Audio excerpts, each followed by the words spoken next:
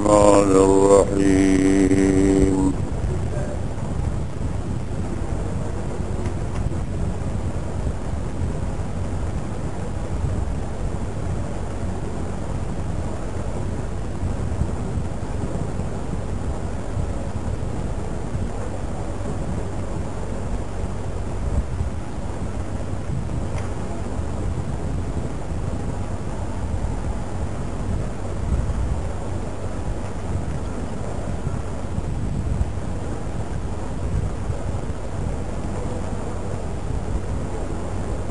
ومثل الذين كفروا كمثل الذي ينعق بما لا يسمع إلا دعاء ونداء صم بكم عمي فهم لا يعقلون يا أيها الذين آمنوا كلوا من طيبات ما رزقناكم واشكروا لله إن كنتم إياه تعبدون إنما حرم عليكم الميتة والدم ولحم الخنزير وما أهل به لغير الله ومن اضطر غير باغ ولا عاد فلا إثم عليه إن الله غفور رحيم صدق الله مولانا العظيم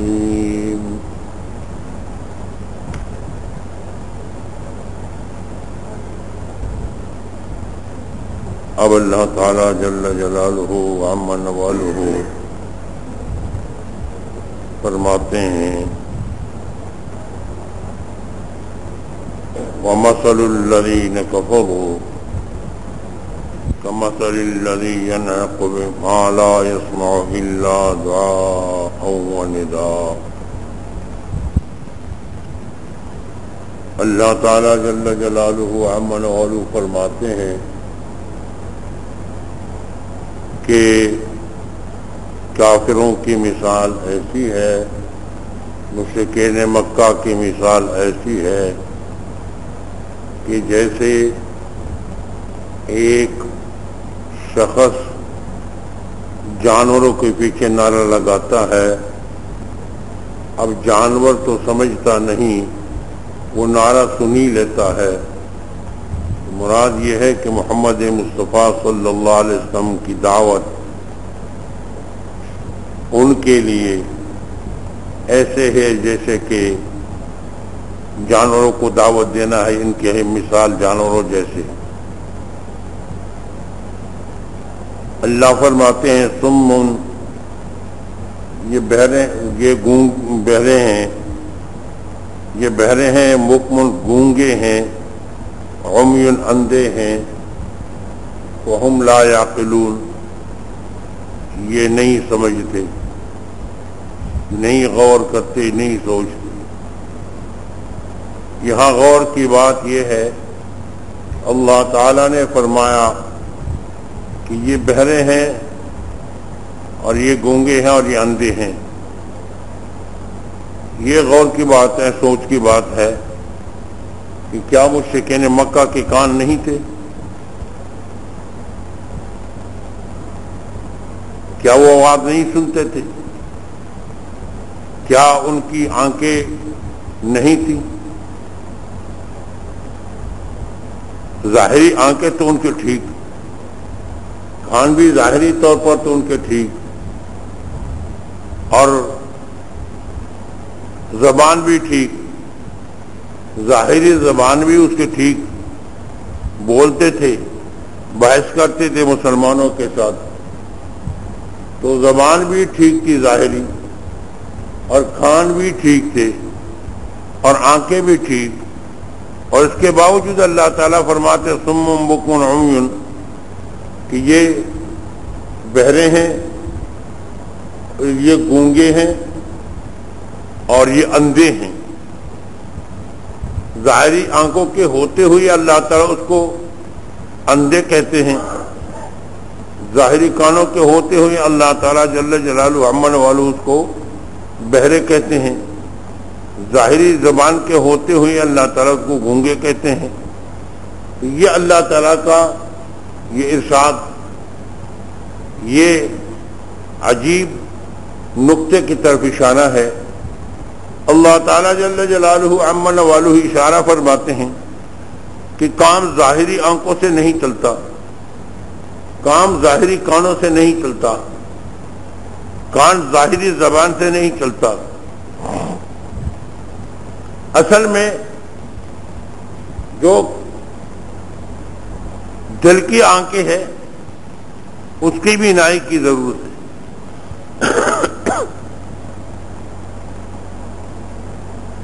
جس کے پاس دل کی آنکھیں نہ ہو، دل بینا نہ ہو، دل میں بصیرت اور بصارت نہ ہو، تو ظاہری بصارت کام نہیں آتا۔ اسی طرح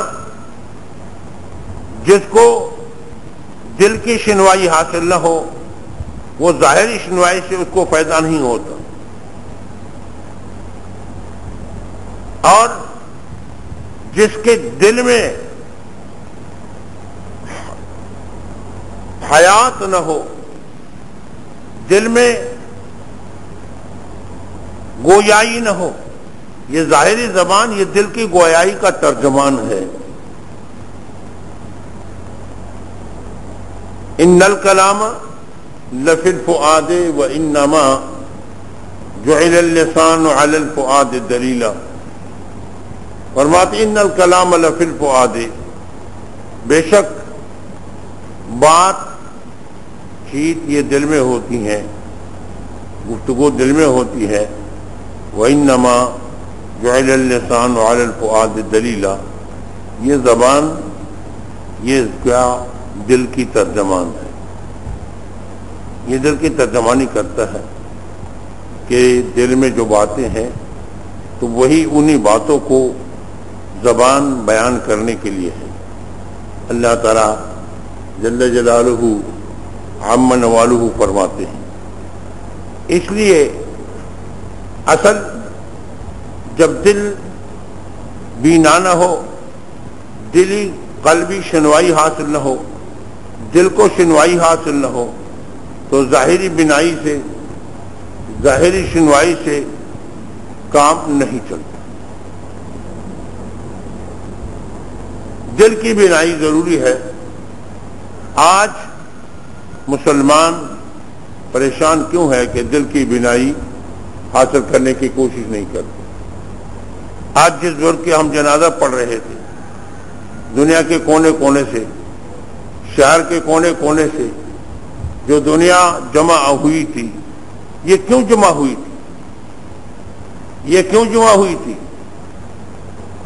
ہاں یہ غریب عوام جو دنیا کے کونے کونے سے، دیکھو مسجد تک یہاں اندر پاؤں رکھنے کی جگہ نہیں تھی، یہ کیوں جو دنیا جمع ہو چکی تھی؟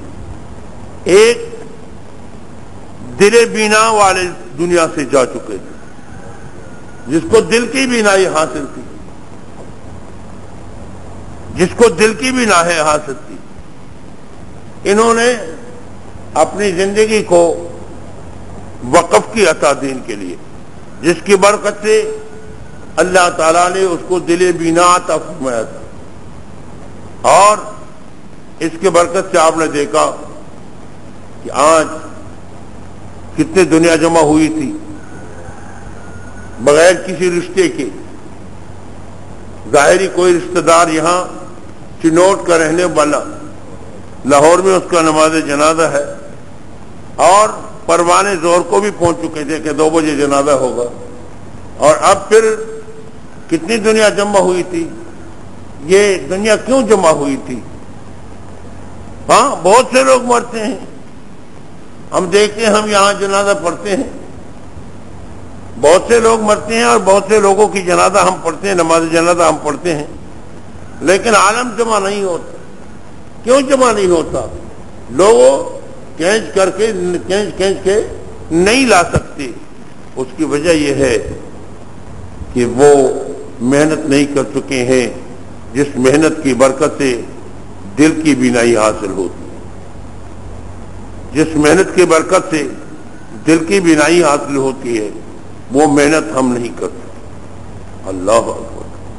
جو محنت کر جاتے ہیں تو اللہ کی شان دیکھو، وہ زندگی میں بھی قابل احترام، وفات کے بعد بھی قابل احترام۔ آپ نے دیکھا جو حضرات پہنچے تھے اس نے اس جنازے کا نظارہ دیکھا۔ ہاں یہاں میں نے دیکھا ہے بڑے بڑے لوگ بھی وفات پا چکے ہیں، اسی شہر کے رہنے والے، اسی شہر کے رہنے والے۔ گاڑیاں تو بہت ہوتی ہے، گاڑیاں تو بہت ہوتی ہے، گاڑیوں سے تو مدرسہ بھر جاتا ہے، لیکن عوام اتنے نہیں ہوتے۔ غریبوں کا وہ رسم پالنے کے لیے گاڑیوں والے تو زیادہ پہنچ جاتے ہیں، اور ایسے لوگ جمع ہو جاتے تو نمک کی نماز نہیں پڑھتے، باہر کھڑے ہوتے ہیں، باہر کھڑے ہوتے ہیں، نماز نہیں پڑھتے، اور رسمی طور پہ گویا جنازے پہ کھڑے ہو جاتے ہیں۔ لوگ اب کہیں گے کہ گاڑیوں والے تو آ جاتے ہیں اس کی ملک کے جنازے میں بھی، لیکن کیسے لوگ آ جاتے ہیں؟ یہاں علماء آئے تھے، طلبہ آئے تھے، اولیاء اللہ جمع ہوئے تھے۔ شیخ ابو اللہ سمرقندی رحمۃ اللہ علیہ فرماتے ہیں کہ ایک طالب علم کا درجہ 70 اولیاء کے برابر ہے، ایک طالب علم کا درجہ 70 اولیاء کے برابر ہے۔ یہاں طالب علم جمع ہوئے تھے ان کے جنازے پر، ہاں ہاں ہزاروں اولیاء اس کے جنازے پر حاضر ہوئی۔ ایک جنازے پر 1000 سرمایہ دار جمع ہو جائیں گے، اور ایک جنازے پر 10,000 گیا طلبہ جمع ہو جائیں گے، علماء جمع ہو جائیں گے، اللہ والے جمع ہو جائیں گے، تو کیا دونوں کا جنازہ برابر ہوگا؟ نہیں نہیں نہیں نہیں۔ اللہ ہمیں سمجھ عطا فرما دے۔ ہاں ہاں دنیا میں محنت کرو گے دین کے لیے، یہ بھی نہیں، یہ بھی نہیں۔ اللہ کے پیاروں جو دین کی محنت کرتا ہے تو چاہے وہ دنیا دار ہے اللہ تعالیٰ اس کو بھی قبول فرما دے۔ اللہ تعالیٰ کو اعمال کو دیکھتے ہیں، پیسہ اگر ہو تو کوئی گناہ نہیں، پیسہ نہ ہو تو گناہ نہیں، کمانا ضروری نہیں ہے، پیسہ نہ ہو تو گناہ نہیں، اور پیسہ ہو بھی تو گناہ نہیں۔ پیسہ ہونے نہ ہونے پر مدار نہیں ہے، اصل مدار اعمال پر ہے۔ اگر اعمال ہوں تو آپ محبوب ہوں گے اللہ کے ہاں، اعمال نہیں ہے تو آپ اللہ کے ہاں محبوب نہیں ہوں گے۔ مجھے یاد پڑتا ہے جیسے آج حضرت چنوٹی کا رحمت اللہ علیہ کا، مولانا مظہر احمد چنوٹی رحمت اللہ علیہ کا جنازہ تھا، دنیا آئی تھی۔ اسی طرح کراچی میں جب ہم پڑھتے تھے تو ایک مالدار آدمی وفات پا گئے تھے، اتنے طالب علم اور علماء جمع ہوئے تھے اس پر۔ کیوں؟ وہ دینی مدارس کا عاشق، بس ہر دینی مدرسہ میں اس کی امداد پہنچتی تھی، ہر دینی مدرسہ میں۔ اب طالب علموں کا اس سے کیا تعلق تھا، لیکن دین کی برکت سے اتنے دیندار لوگ جمع ہو گئے تھے اس کے جنازہ میں۔ اور یہ بھی نہیں تھا کہ آپ جانتے ہیں کہ جنازے میں کچھ مل دیتا نہیں تو کوئی، جو آپ کہیں کہ غریب لوگ پیسوں کے لیے کچھ دیتے تو نہیں، جنازے میں کچھ دیتے بھی نہیں، اور پھر آئے تھے یہ دین کی برکت۔ اور صرف امداد نہیں کرتے تھے دینی مدارس کی، صرف امداد نہیں کرتے تھے، بلکہ اللہ کا کرم، اللہ کی طرف سے عزت حاصل ہونا یہ اعمال کے ساتھ معلق ہے۔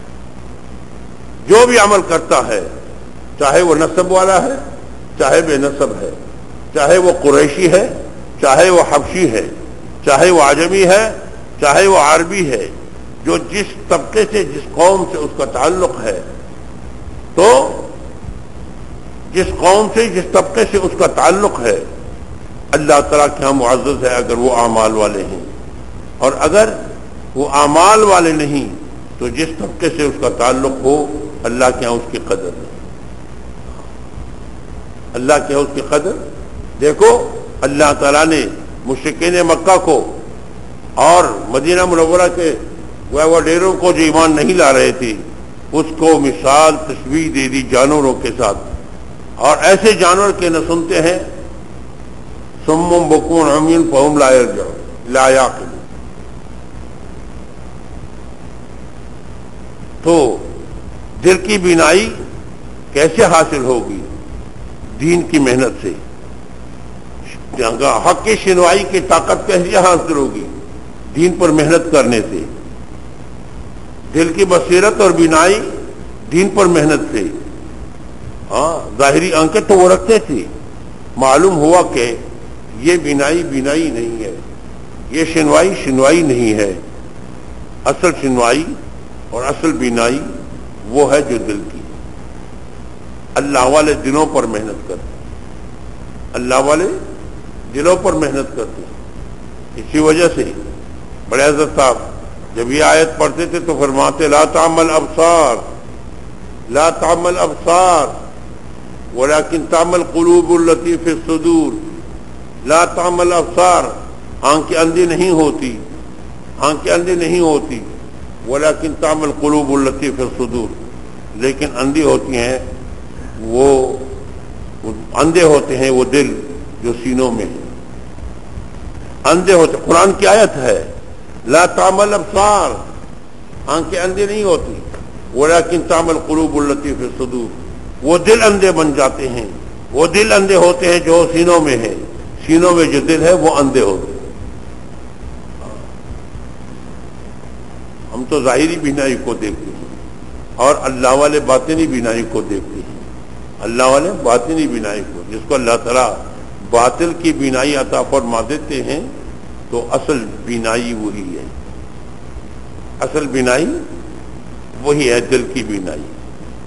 آج ہم دلوں پر محنت نہیں کرتے، دلوں پر محنت نہیں کرتے، یہی وجہ سے ہے کہ دلوں کی بینائی چلتی جا رہی ہے، اور دل کی بینائی سے دنیا اور دین کے درمیان انسان فرق کر سکتا ہے۔ جب تک ظاہری آنکھوں سے دیکھنا ہو تو آپ کو تو دنیا دار عزت معزز نظر آتا ہے، ظاہری آنکھوں سے دیکھنا ہو، لیکن اگر عقل کے آنکھوں سے، دل کے آنکھوں سے دیکھنا ہو تو پھر آپ دیکھیں گے، ذرا غور کریں گے کہ اللہ والوں کو جو عزت حاصل ہے، دین کی جو عزت ہے، دین کی برکت سے جو عزت ہے وہ حقیقی عزت ہے۔ ہاں وہ حقیقی عزت ہے، یہ فانی عزت ہے۔ فانی ہے یہ نہیں ہے۔ کل تک جنیجو کے کیا نام ہے جو چلا گیا آپ کے وزیر اعظم صاحب، جمالی صاحب کا استقبال ہوتا تھا کرسی کی وجہ سے، اب کوئی استقبال کرے گا؟ ہاں نہیں کرے گا۔ وہی لوگ جو کل تک اس کا استقبال کرتے تھے، وہ ایک سپاہی بھی سامنے کھڑا نہیں ہوگا، ایک سپاہی ہوگا۔ اب وہ لاہور کو آئے، کسی روڈ پر گزرے، پھر مجھے بتایا کہ ایک سپاہی کہیں روڈ پر ان کے لیے کھڑا ہو، ایک سپاہی بتلا دو۔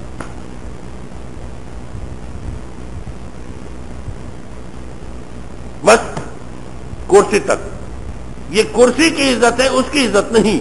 بے وقوفی یہ ہے کہ ہم نے اب تک یہ نہیں سمجھا کہ انسان کی عزت وہ انسانی صفات کے ساتھ ہے، وہ کرسی کے ساتھ نہیں، وہ موٹر کے ساتھ نہیں۔ جب موٹر میں بیٹھے ہوئے آپ کا سلام کرتے ہیں، یہ موٹر کا سلام کرتے ہیں، آپ کا سلام نہیں ہے۔ آپ کا سلام یہ ہے، آپ موٹر میں بھی ہیں تو بھی آپ کا احترام ہو، آپ کے ساتھ موٹر نہیں ہے تب بھی آپ کا احترام ہو۔ آپ پیدل چلتے ہیں، کوئی آپ کو دیکھ کر پھر بھی اس پر کپ کپی تاری ہو کہ یہ تو کوئی اللہ والا آیا۔ سبحان اللہ۔ ہمیں اپنے بزرگ سناتے ہیں کہ حضرت مفتی اعظم ہند مفتی محمد کفایت اللہ صاحب نبر اللہ مرقدہ وبرد اللہ مسجدہ، کیسے پیارے پیارے لوگ دنیا سے جا چکے ہیں اور کیسے کیسے پیارے لوگ جا رہے ہیں۔ جیسے پیارے پیارے لوگ جا رہے ہیں. بس قیامت کی علامت ہے، علماء اٹھتے جائیں گے جس کی وجہ سے علم بھی اٹھتا جائے گا. جس آج ایک مجاہد اعظم چلے گئے، اس طرح علماء دنیا سے چلتے جا رہے ہیں. تو حضرت مفتی اعظم ہند حضرت مفتی محمد کفایت اللہ صاحب نور اللہ مرقدہ، وہ ہستی ہے کہ اس کی وفات کے بعد کسی عالم نے فتویٰ دیا، وہ فتویٰ غلط تھا، اس پر لوگوں نے شور مچایا. تو روزنامہ انجام والے ایک اخبار تھا، اس نے لکھا کہ مفتی اعظم ہند چلے گئے، اب ہر ایک مفتی بن جائے گا جو کچھ دودھ کا دل چاہے لکھتا رہے. بعد کسی کو بتلایا تو غلط مسئلہ بتلایا تھا. جب غلط مسئلہ بتلایا تھا تو اخبار والے نے لکھا کہ مفتی اعظم ہند مفتی کفایت اللہ صاحب وہی مفتی تھے، اب دنیا سے وہ چل بسے، اب اگر کسی کی مرضی ہے جو کچھ لکھنا چاہیے لکھتا رہے گا.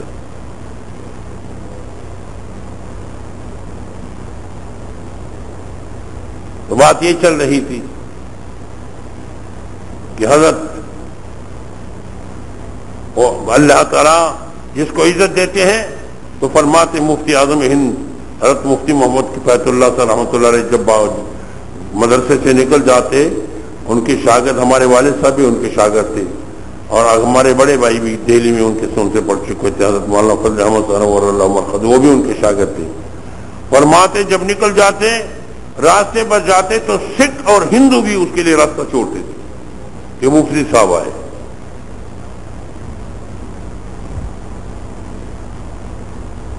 سکھ اور ہندو بھی اللہ تعالیٰ نے ایسے رعب عطا کیا تھا کہ دہلی کے گلیوں میں جب وہ نکل آتے تو راستہ پہلے سے اس کے لیے چھوڑتے تھے. ہندو اور سکھ اس کے لیے راستہ چھوڑتے تھے کہ مفتی صاحب آئے. اور مفتی شفیع صاحب سرگودا والے نے ہمیں سنایا کہ ایک مرتبہ درس دے رہے تھے، دارالحدیث میں درس دے رہے تھے حضرت مفتی کفایت اللہ صاحب نور اللہ مرقدہ. باہر ایک لینڈ مین آیا، بجلی بنانے والا، باہر بجلی ٹھیک کر رہا تھا. اب بجلی ٹھیک کر رہا تھا، بجلی کچھ ایسی جگہ پہ وہ بٹن تھا کہ جب وہ کام کرتے تھے تو اس کی نظر حضرت مفتی صاحب پر پڑتی. تو کہتے ہیں کہ جب وہ کام شروع کرتے تھے تو ہاتھ کام کی، حضرت مفتی صاحب پر نظر پڑ جائے تو ہاتھ کام کے وہ آلہ جو بنانے والا پیچکش وغیرہ وہ ہاتھ سے گر جاتا، پھر بیچارہ نیچے آ جاتا، پھر اٹھا لیتا، پھر جب کچھ کام شروع کر لیتا تو اب حضرت مفتی صاحب پر نظر پڑ جاتی تو پھر ہاتھ کام کے وہ چیز ہاتھ سے گر جاتی. اب طالب علم کہتے ہیں ہمارا تو اس طرف دھیان بھی نہیں تھا، حضرت مفتی صاحب رحمۃ اللہ علیہ اس کی طرف دیکھ رہے تھے. مفتی صاحب نے فرمایا دروازہ بند کر دو. وہ لینڈ مین ہندو تھا، دروازہ بند کر دو. دروازہ بند کر دیا. تھوڑی دیر کے بعد وہ ہندو آیا، نوجوان تھا، وہ ہندو آیا اور حضرت کے قدموں میں پڑا اور کہنے لگا کہ حضرت اگر آپ دروازہ بند نہ کرتے تو میں یہ ٹھیک نہیں کر سکتا تھا. جب میری نظر آپ پر پڑ جاتی تو میرے ہاتھ میں کپ کپی آ جاتی. حضرت سمجھ گئے کہ اسی وجہ سے اب یہ بجلی ٹھیک نہیں کر سکتا. تو مفتی شفیع نور اللہ مرقدہ سرگودا والے وہ فرماتے تھے کہ حضرت نے دروازہ بند کر دو. دروازہ ہم نے بند کر دیا، ہمارا خیال نہیں تھا کہ کیوں بند کر دیا. حضرت کی تو اس پر نظر تھی. فرمایا یہ لڑکا کام نہیں کر سکتا تھا. تو لڑکا خود آیا. تو یہ اصل میں عزت یہی ہے. وزیر اعظم ہے آج تو اس کے لیے گورنر بھی استقبال کے لیے نکلتا ہے، اس کے لیے وزیر اعلیٰ بھی استقبال کے لیے نکلتا ہے. کرسی نہیں ہے تو پھر ایک سپاہی بھی ان کا استقبال نہیں کرتا ہے. صدر ہے تو پورا لاہور ہلتا ہے کہ صدر صاحب آ رہے ہیں. جب یہ کرسی نہیں ہے تو ایک سپاہی ان کا استقبال نہیں کرتا ہے؟ نہیں کرتا۔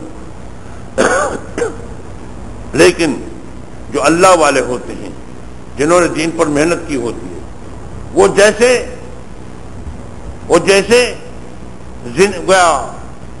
جوانی میں ہوتے ہیں،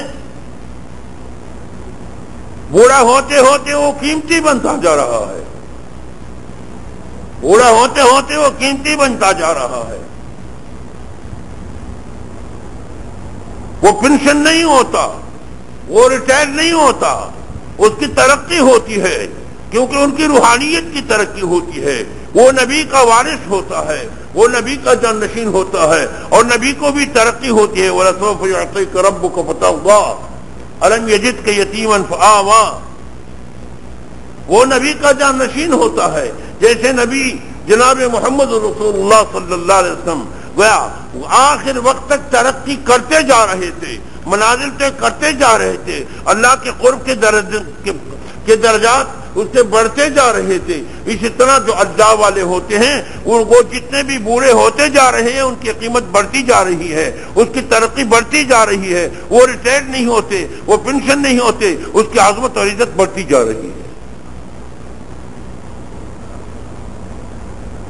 اور اس کی عزت وہ اس کی عزت ہوتی ہے، کرسی کی عزت نہیں، موٹر کی عزت نہیں۔ موٹر نبی ہو تو اس کی عزت ہے، کار نبی ہو تو اس کی عزت ہے، کوٹی نبی ہو تو اس کی عزت ہے۔ ہاں، میں نے بار بار سنایا کہ حضرت عبداللہ بن مبارک سب کہتے ہیں رحمت اللہ علیہ بغداد میں تشریف لا رہے تھے،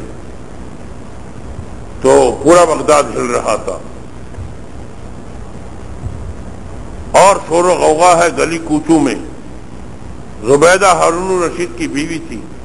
زبیدہ کہنے لگی اپنی باندی سے، جاؤ نکلو، آج تو شہر کے اندر ایک بڑا جیسے ہنگامہ ہو، شور ہے، غوغا ہے، یہ کیا چکر ہے اس شہر کے اندر آج، کیا ہو رہا ہے؟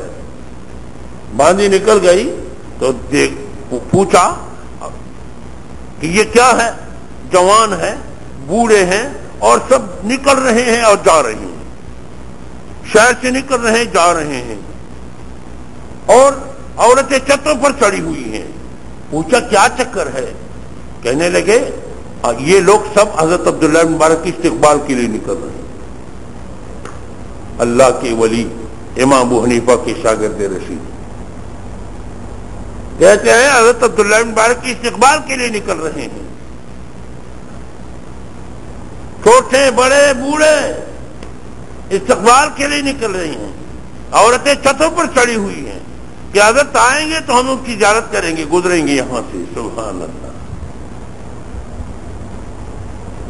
فرماتے ہیں کہ جب وہ باندی اندر آئی اور نے زبیدہ سے یہ بات ذکر کی اور یہ کہنے لگی کہ یہ تو حضرت آج عبداللہ بن مبارک اس شہر میں آ رہے ہیں، تو اس لیے یہ چہل پہل ہے، لوگ نکل رہے ہیں، بوڑھے نکل رہے ہیں، بچے نکل رہے ہیں، بچے کی زبان پر ہے کہ آج عبداللہ ابن مبارک آ رہے ہیں، اور چھوٹے بوڑھے بڑے کی زبان پر ہے کہ آج عبداللہ ابن مبارک آ رہے ہیں۔ یہ سب نکل رہے ہیں استقبال کے لیے، پورا شہر جو ہل رہا ہے۔ اور فرماتے ہیں کہ عورتیں چھتوں پر چڑھی ہوئی ہے، تو عبداللہ ابن مبارک کے لیے یہ سارا چہل پہل اور یہ سارا ہلچل جو ہے یہ اس کے لیے ہے۔ تو زبیدہ بے ساختہ ہو کر کہنے لگی، بے ساختہ زبیدہ کی زبان پر یہ جملہ آیا، ھذا ملک لا ملک ہارون، یہ ہے اقتدار، یہ ہے کرسی، یہ ہے عزت، کیا ہارون میرے شوہر ہارون رشید کی کیا حکومت ہے؟ لوگوں کے دلوں پر حکومت ہے، اللہ والوں کو لوگوں کے دلوں پر حکومت ہوتی ہے۔ وہ مر جاتے ہیں تو بھی اس پر لوگ روتے ہیں، وہ زندہ ہوتے ہیں تو بھی محبوب، وہ مر جاتے ہیں تو بھی محبوب۔ آسمان اور زمین اس پر روتے ہیں۔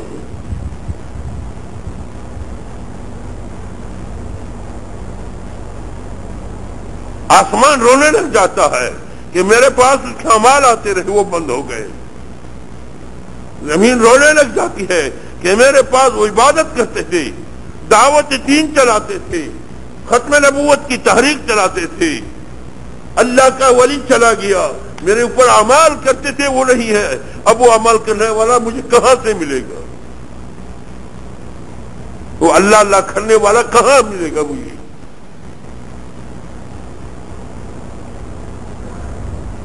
اصل عزت دین کی ہے، اللہ ہمیں سمجھ عطا فرمائے۔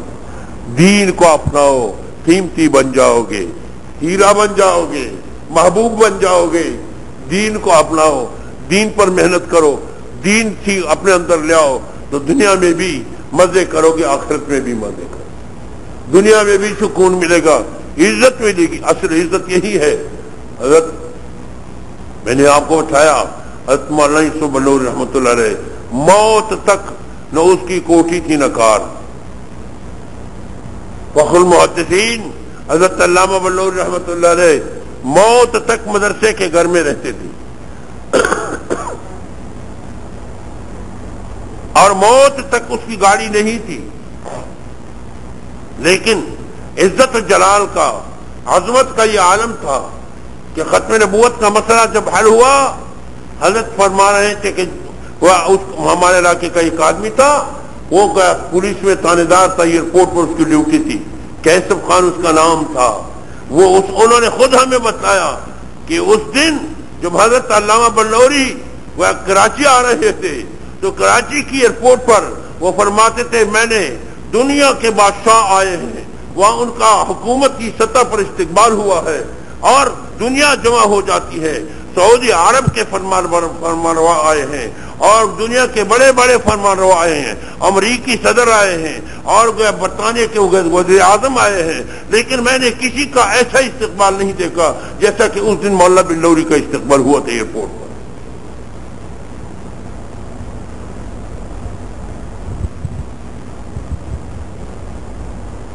ہاں، یہ سن 74 کی بات ہے۔ کب کی بات ہے؟ سن 74 کی بات ہے۔ سن 74 کی بات ہے۔ کیسے اللہ والے تھے، میں پنڈی میں ان سے ملا، وہ اسی تحریک کے سلسلے میں وہ پنڈی میں تھے، ایک ہوٹل میں تھے، میں چوری چپکے سے ملاقات کے لیے پہنچا۔ ان دنوں ان کی ملاقات بند تھی، ملاقات اس لیے بند تھی کہ وہ جواب تیار کر رہے تھے، تو میں نے کچھ تجسس کر کے معلومات کر کے کہ حضرت کہاں ٹھہرے ہوئے ہیں، وہ کسی کو بتلاتے بھی نہیں تھے۔ اب میں قاری سید الرحمان صاحب اللہ ان کی عمر میں برکت دے، بس یہ علماء کچھ بوڑھے زندہ ہے، اللہ تعالیٰ ان کو برکت عطا فرمائے۔ یہ میں ان کے پاس گیا تو انہوں نے کہا آج کل حضرت کی ملاقات بند ہے اور جگہ کسی کو نہیں بتلاتی۔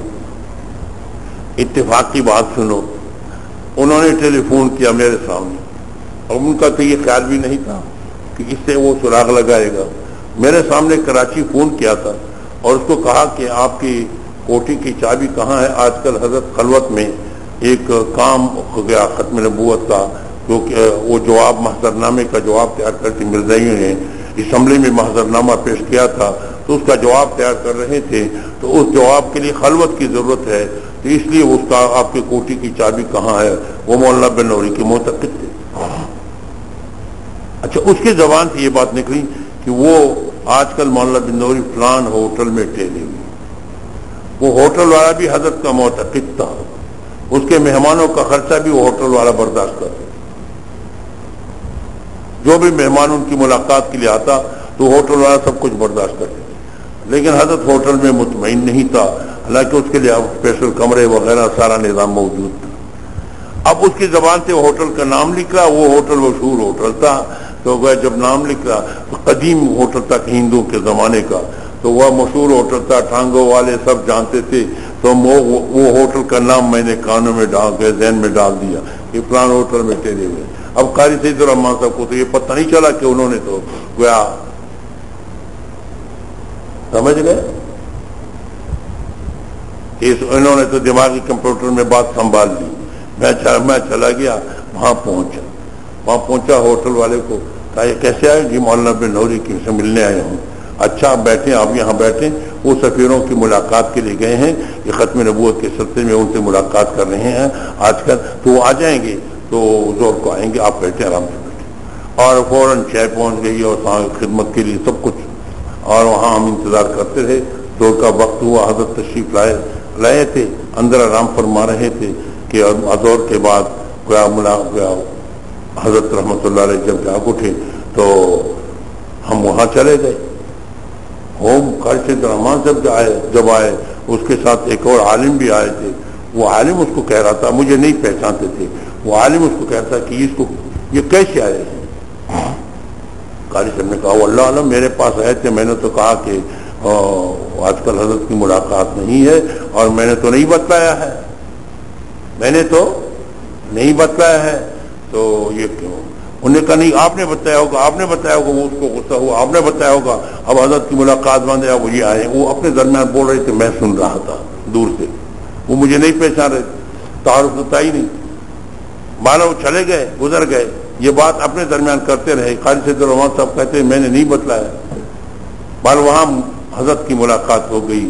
اللہ تعالیٰ اس کے درجات کو مزید بلند فرما دی. جب ہم اندر گئے ملاقات ابتدان تو ہوئی، مصافحہ ہوا، تو حضرت بیٹھ گئے، ہم بھی بیٹھ گئے. تھوڑی دیر کے بعد ایسے دیکھا، جب دیکھا تو کہنے لگی آپ کب آئے ہیں؟ اب حضرت اٹھنے لگا کہ میں کھڑے ہو کر معانقہ کروں گا. میں دوڑ کے میں نے کہا حضرت ملاقات ہوئی ہے. میں اس کو روک رہا ہوں، بٹھا رہا ہوں، اوپر سے پکڑا، ایسے سینے سے ملایا اور میں اس کو بٹھا رہا ہوں. حضرت کھڑے ہو رہے ہیں، گیا وہ اوپر زور لگا رہے ہیں، میں نیچے زور لگا رہا ہوں. 12 کچھ درمیان تک وہ کھڑے ہو گئے، لیکن میں جوان تھا، وہ بوڑھے تھے. میں غالب آیا اب تو پورا کھڑا نہیں ہونے دیا، سینے چلے گیا. پھر میں نے کہا حضرت ملاقات ہوئی ہے، مصافحہ ہوئے ہے. پھر حضرت بیٹھ تشریف رکھنے لگی. تو وہ جملہ سنا رہا ہوں، اللہ والوں کو یہ محبوبیت کیسے حاصل ہوتی ہے. حضرت نے فرمایا میں بتلاتا ہوں، یہ دین کے لیے قربانی دے دے کر پھر اللہ کے محبوب بنتے ہیں، ایسے نہیں بنتے. فرمایا میں کفن بھی ساتھ لایا ہوں گھر سے اور دوائی بھی ساتھ لایا ہوں. میں کفن بھی ساتھ لایا ہوں ناموس رسالت کے لیے. میں کفن بھی ساتھ لایا ہوں اور دوائی بھی ساتھ لایا ہوں.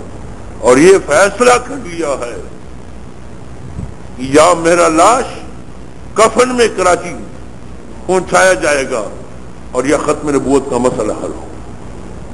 اس وقت تک میں نہیں جاؤں گا. میں کفن بھی ساتھ لایا ہوں، یہ حضرت کے الفاظ تھے، اور دوائی بھی ساتھ لایا ہوں. اور یہ فیصلہ کر لیا ہے کہ جب تک ختم نبوت کا مسئلہ حل نہ ہو، حضرت علامہ بلوچ رحمۃ اللہ نے فرمایا اس وقت تک میں گھر نہیں جاؤں گا.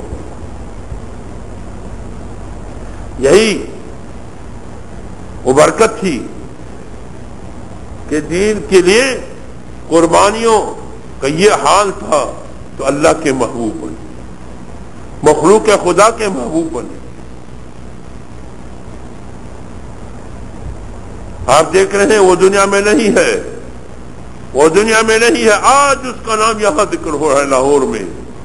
اس کی قبر کراچی میں ہے اور اس کا گھر اصل میں وہ خاندانی طور پر یہ پشاور کے تھے اور قبر کراچی میں ہے اور ذکر لاہور میں ہو رہا ہے.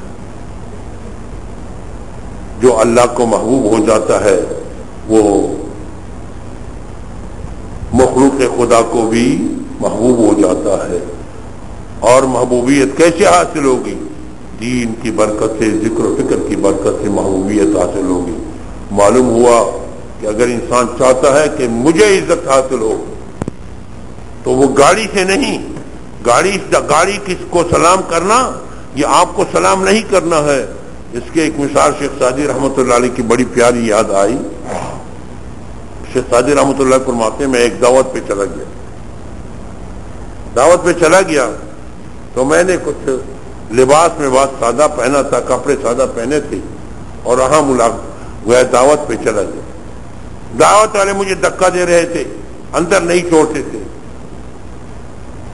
اچھا وہ کہنے کہ میں واپس آیا اور کچھ جبہ مبا پہن کے اور بڑی پگڑی باندھ کے اور پورا دھوم دھام سے تیاری کر کے جب وہاں پہنچا، کون ہے؟ شیخ سعدی آئے، شیخ سعدی آئے، شیخ سعدی آئے، شیخ سعدی آئے۔ وہ فرماتے تھے مجھے راستہ دینے لگی، چلا گیا۔ جب چلا گیا تو میں نے اپنے قمیض کو ایسے پکڑا، جبے کو پکڑا، ایسے سالن کے اندر دبا رہا ہوں، سالن کے اندر دبا رہا ہوں۔ ہم لوگ کہتے شیخ سعدی پاگل ہو گئے، کیا ہو گیا؟ کہ حضرت شیخ یہ کیا کر رہے ہو، یہ کیا کر رہے ہو؟ کہنے گے دیکھو یہ تو آپ لوگ جبے کا سلام کر رہے ہو۔ ہاں شیخ سعدی تو پہلے بھی شیخ سعدی تھا، لیکن جب یہ جبہ نہیں تھا تو آپ لوگ مجھے نہیں، میری قدر نہیں کرتے تھے۔ معلوم ہوا کہ آپ لباس کی قدر کرتے ہیں، آپ انسانیت کو نہیں جانتے۔ انسانیت جبے قبے کا نام نہیں ہے، وہ دین کا نام ہے، اخلاق کا نام ہے، اقدار کا نام ہے، اعمال کا نام ہے، علوم نبوت کا نام ہے، صفات نبوت کا نام ہے، کردار نبوت کا نام ہے، محمد مصطفیٰ صلی اللہ علیہ وسلم کے نقش قدم پر چلنے کا نام ہے۔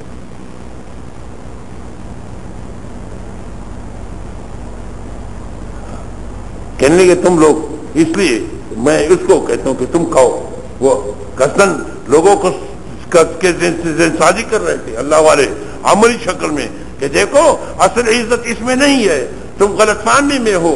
عزت تو وہ انسان کو، انسانیت کہ جس کو انسانیت حاصل ہو جائے، جس کو تقوی حاصل ہو جائے، جس کو اللہ کی عظمت جس کے دل میں آ جائے، اصل عزت یہی ہے۔ ہاں ہے یا نہیں ہے؟ ہاں اللہ سمجھ عطا فرما دے۔ تو اس لیے دین پر محنت کرنا ضروری ہے۔ اور یہ بھی یاد رکھے، میں بار بار یہ کہتا ہوں کہ یہ غلط فہمی ہے کہ میں بوڑھا ہوں گا، میں یہ ہوں گا تو تب مروں گا پھر تیاری کروں گا۔ یہ شیطان کا دھوکہ ہے، سوف اور لیتا اور لعل، کہ ہاں کرو گے، کر لو گے، ہاں کریں گے اب انشاءاللہ، پھر 1 سال صبر کرتے ہیں، ابھی وقت ہے، پھر میں بوڑھا ہوں گا۔ پھر اچانک جی ایکسیڈنٹ ہوا، جی یہ ہوا، جی وہ ہوا، وہاں بالکل ٹھیک ٹھاک تھے اور ٹھیک ٹھاک تھے اور ٹھیک ٹھاک تھے اور یہ ہو۔ اس لیے یہ سوچنا کہ میں بوڑھا ہو کے دین کروں گا، ابھی تمہیں اچھا جو بوڑھے ہیں اس کو شیطان کہتا ہے جی تم تو ابھی ہو، آپ تو 70 سال کے ہیں، یہ فلان آدمی تو 90 سال کا زندہ ہے، اس کو کہتے ابھی تمہاری زندگی ہے۔ بوڑھے کو کہتے ہیں آپ کی عمر ابھی کم ہے، آپ تو ابھی 70 سال کے ہو۔ حضور نے فرمایا میری امت کے عام اعمال 60 اور 70 کے درمیان ہے۔ شیطان ہمیں یہ ورغلاتا ہے کہ ابھی تو تمہاری عمر کم ہے، فلان 120 سال کا زندہ ہے، وہ 120 سال کا دکھاتے ہیں اور وہ نہیں بتلاتے کہ فلان گویا 60 سال میں، فلان گویا 50 سال میں، فلان گویا 40 سال میں، فلان گویا 30 سال میں وہ گیا ایکسیڈنٹ میں وفات پا گئے، وہ ہارٹ اٹیک سے وفات پا گئے، وہ کینسر سے وفات پا گئے، وہ فلان سے، وہ نہیں دکھاتے جو مر گئے ہیں، وہ نہیں بتلاتے، شیطان آگے نہیں لاتے کہ تم بھی اسی طرح مر سکتے ہو، وہ لاتے ہیں جو گیا زندہ ہوتے ہیں، وہ بتلاتے ہیں جی فلان زندہ ہے، فلان زندہ ہے، فلان زندہ ہے، تم بھی زندہ رہو۔ تو میں یہ نہیں کہتا موت سے گھبرانا نہیں، موت اپنے وقت پر آنے والی چیز ہے، لیکن موت کے لیے تیاری کرنا۔ بات سمجھ آئی؟ بعض لوگ پھر گھبرا جاتے ہیں، اعمال چھوڑ دیتے ہیں کہ مر جاؤں گا، مر جاؤں گا، مر جاؤں گا۔ نہیں، مرنا اپنے وقت پر ہے، لیکن مرنے کا وقت معلوم نہیں، اس لیے تیار رہنا۔ مرنے کا وقت معلوم نہیں، اس لیے تیار رہنا ضروری ہے۔ اللہ ہمیں یہی فکر نصیب فرمائے کہ ہم تیاری کر لیں اور ہم یہ محنت شروع کر دیں، اللہ کے دین کی محنت شروع کر دیں، اور صرف اپنے اوپر محنت نہیں پیارو، اپنے اوپر محنت نہیں بلکہ پوری امت کے کا فکر چاہیے۔ ہاں آج جو ہمارے اوپر ظلم ہو رہا ہے، عذاب آئے گا تو نہ ہم بچیں گے نہ یہ بچیں گے، یہ نہ سوچنا کہ پھر ہم بچیں گے، خدا کا عذاب جب آئے گا تو سب لپیٹ میں آئیں گے، اس لیے یہ نہ سوچنا۔ اللہ تعالیٰ ہمیں فکر نصیب فرمائے۔ اب مراقبہ کریں۔ محمد رسول اللہ، الحمد للہ رب العالمین، حمد الشاکرین والصلاۃ والسلام علی سید الانبیاء والمرسلین محمد وعلی آلہ واصحابہ اجمعین۔ حضرت علامہ مولانا محمد رحمت نوٹی رحمۃ اللہ علیہ کے حق میں بھی دعا کرے اللہ تعالیٰ ان کی مغفرت فرما دیں، اللہ ان کے درجات کو بلند فرما دیں، اور یہ جو ابھی ہم ثواب کما چکے ہیں یہ حضرت کو بخش دیں۔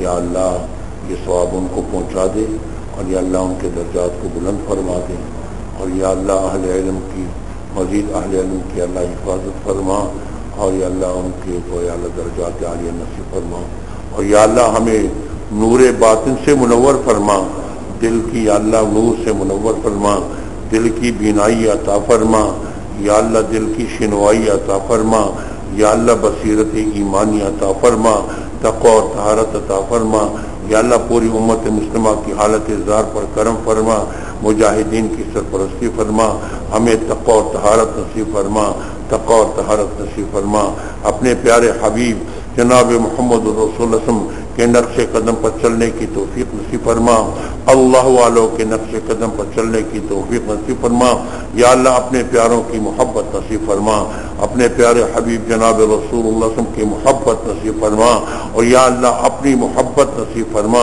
اپنی معرفت سے ہمارے دلوں کو منور فرما، منور فرما، منور فرما۔ وصلی اللہ تعالی علی خیر خلق محمد وآلہ وسلم۔ ایک بات یاد آ گئی، کچھ دوستوں نے دعا کے لیے کہا ہے، ان کے لیے بھی دعا کرنا کہ اللہ یا اللہ ان کے مشکلات کو حل فرما۔ جن دوستوں نے نہ بھی کہا ہے اور مشکلات میں پڑھتے ہوئے ان کے مشکلات کو حل فرما، یا اللہ مشکلات کو حل فرما، یا ارحم الراحمین دعاؤں کو قبول فرما۔ وصلی اللہ تعالی علی خیر خلق محمد وآلہ وسلم۔ ایک آنے والے اتوار کو چھٹی ہوگی، پھر یہ سلسلہ جاری رہے گا۔ میں کسی سفر پہ جانے والا ہوں، تو جو اتوار آ رہا ہے تو یہ ایک اتوار درمیان میں چھٹی ہوگی، پھر اس کے بعد سلسلہ جاری رہے گا انشاءاللہ۔